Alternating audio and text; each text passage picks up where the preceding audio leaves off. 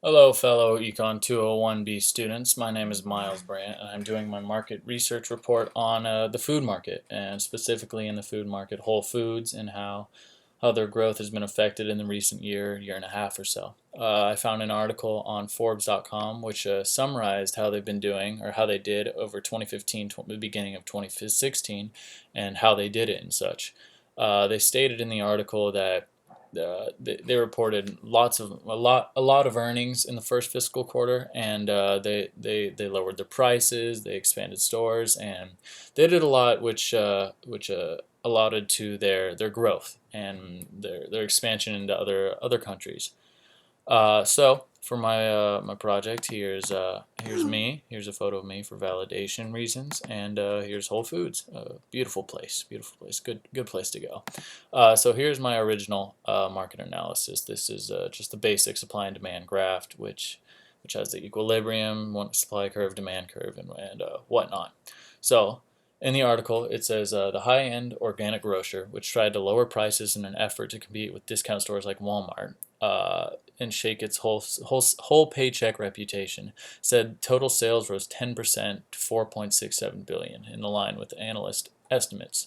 So this, some may see, as actually it would be seen, is a just change in prices would just be an initial shift on the supply curve, not a shift to the right or left, but just a movement along the curve itself. There's no change in price. There's no change in quantity, or no major change in price. There's just a change in how much is supplied, or how much is being offered. So for this, not only you can lead off of this.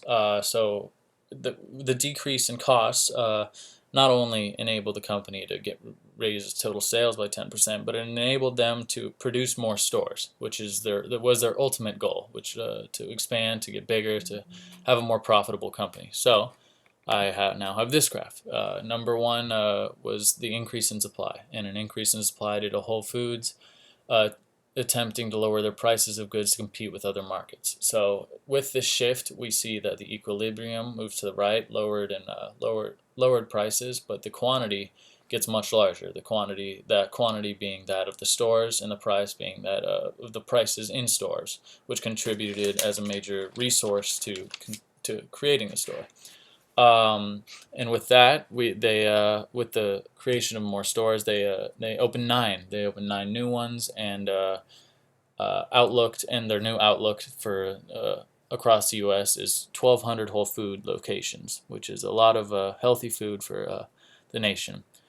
With this, we have a visual growth from their stocks, and from November to January, they really pushed it, and they got to where they needed to be, especially in November with that sudden upward shift.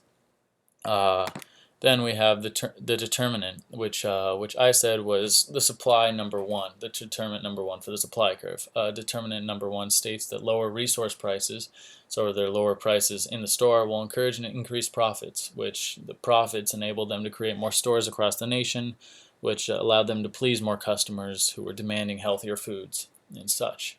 So that is what I have for my analysis of it. If you guys could help me out and give me some tips and pointers, as if I have it wrong or anything, please do let me know.